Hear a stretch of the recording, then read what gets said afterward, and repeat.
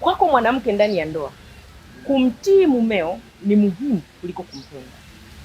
Kwako mwanamke ndani ya ndoa, kumtii mumeo ni muhimu kuliko kumpenda. Nataka nikutie moyo kupitia somo hili mwanamke mwenzangu, unapokuwa katika mahusiano ya ndoa, unapokuwa katika mahusiano ya kimapenzi, hata wewe binti ambaye una mahusiano ya kimapenzi na kijana, weka hii kichwani mwako kwamba vita yako ili ushinde katika hayo mahusiano ni vita ya kujifunza, kujitahidi kuchukua hatua ili umtii mume wako.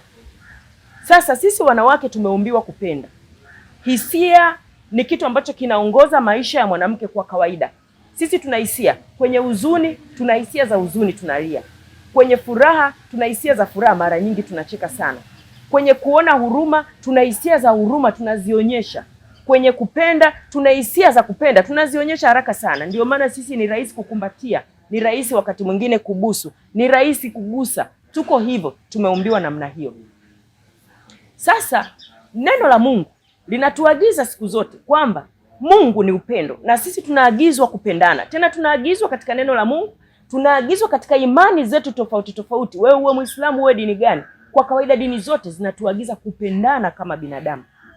Tena hata jadi yetu inataka kabisa jamii ya binadamu kupendana, kila mmoja na mwenzake.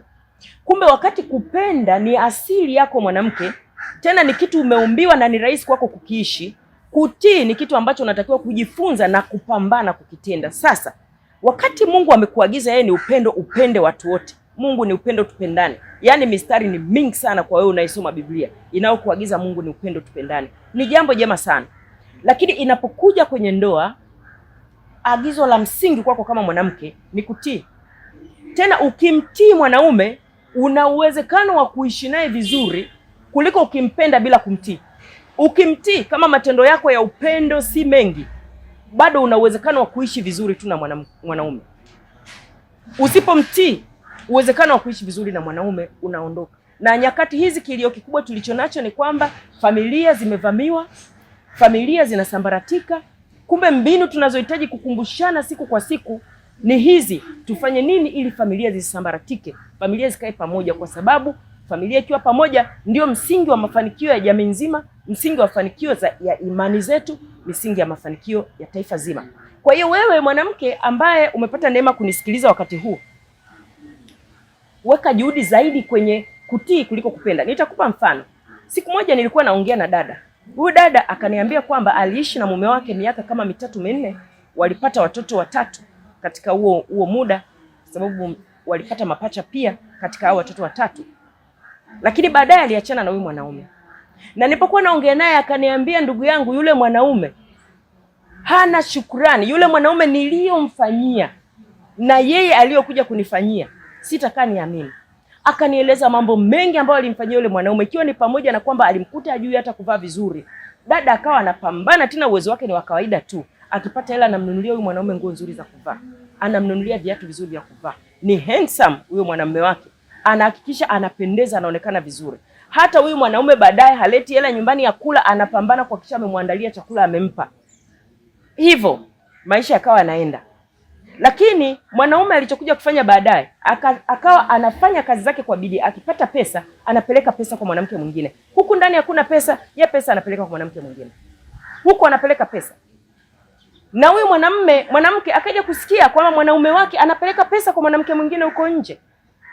Na ndani wakati mwingine analeta dharau na vitu vya jinsi hiyo. Akasema, yani ni wema wote ndio kufanyia haya ndio unayonilipa. Ikamuumiza sana. Sasa nikitafakari maisha huyu dada mpaka ile ndoa ikaje kavunjika, ninagundua kwamba kila mara ninapopata nafasi ya kuzungumza na wanawake wenzangu tukiwa tunapitia changamoto kwenye ndoa, jambo hili ni la kwanza, kwamba yani niliyomfanyia yule mwanaume na yeye aliyonilipa. Yani la kwanza niliyomfanyia yule mwanaume. Kwa hiyo huyu dada mimi nilimuuliza, kweli umemfanyia haya mema na ni mema sana? Hebu tutafakari, kama wewe huyu mwanaume toka ulipoanza kuishi naye, ulivyomkuta anavaa nguo zake zimechoka, zimechakaa, zimepauka, na wewe ungemwacha na nguo zake hizo, usimnunulie nguo hata moja. Tena siku akileta sabuni unamfulia, asipoleta sabuni umfulii nguo zake, unaziacha hivyo chafu.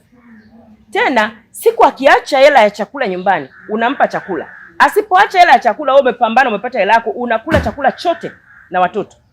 Akifika unamwambia sikupika chochote, sikuwa na hela. Unamalizia hapo. Wewe ulichopata kidogo umepika, unamwambia nilipika tu kidogo, watoto wamemaliza. Basi. Nikamwambia kama ungekuwa uliishi naye namna hiyo na bado yeye akaenda kwa mwanamke mwingine, ukaja ukasikia amepeleka huko pesa, je, ungeumia kiasi hiki ulichoumia? Akanijibu hapana. Je, mngeishia kuachana kama ilivyotokea? Akaniambia inawezekana tusingeachana, kwa sababu ningemshangaa na huyo mwanamke mwingine aliyempenda huyu mwanaume. Akaniambia ningemshangaa tena, ningecheka. Huyu mwanaume ambaye nguo saa zote zimepasuka, hata imepasuka yeye anavaa hivyo hivyo, imepauka anavaa hivyo hivyo, wakati mwingine anavaa hata blouse ya kike kavaa hivyo hivyo, yaani na mtu mwingine kampenda, ningecheka tu. Kwa hiyo nikaja kugundua kwamba matendo ya upendo tunayowafanya wanawake wakati mwingine huwa yanachangia kuleta shida. Na hebu fikiria, nikamwambia huyu dada, hebu fikiria kama wewe ungekuwa sasa hujamfanyia hayo yote ya kumpenda, lakini anaporudi unamsikiliza kwa heshima, akizungumza unamsikiliza kwa heshima, anachoelekeza unamtii, unakifanya. Na kitu kimoja ambacho unakifanya kwa bidii ni kuhakikisha kwamba unajifurahisha wewe katika yale mambo ya ndani. Unajifurahisha wewe, yani unahakikisha uko busy, umejiandaa kujifurahisha wewe. Yani hilo tendo unalifurahia kwa bidii pamoja naye, sio kwa ajili yake, kwa ajili yako. Sio kwa sababu unampenda yeye unataka yeye afurahie, ila kwa sababu wewe unataka kulifurahia. Nikamwambia huyu mwanamume, unafikiri mngeachana? Akaniambia hapana, tusingeachana. Maana yake nini? Akileta sabuni unamfulia, asipoleta sabuni humfulii. Akileta hela ya kula unampa chakula, asipoleta hela ya chakula humpi. Nguo zake anazovaa ni hizo, naona mwachie hizo anazovaa mwenyewe. Akinunua nyingine amenunua mwenyewe. Na hilo tendo unafurahia naye, unamheshimu, unamtii. Ungeweza kuishi naye? Akaniambia huyu ningeishi naye na wala kungekuwa hamna shida. Na wanawake wengi tunapofikia mahali mahusiano yanatushinda, kitu cha kwanza, huyu mwanaume niliyomfanyia, yani yale tuliyomfanyia. Kwa mimi nataka leo nikutie moyo kwamba wewe mwanamke, weka kipaumbele kumtii mumeo kuliko kumpenda.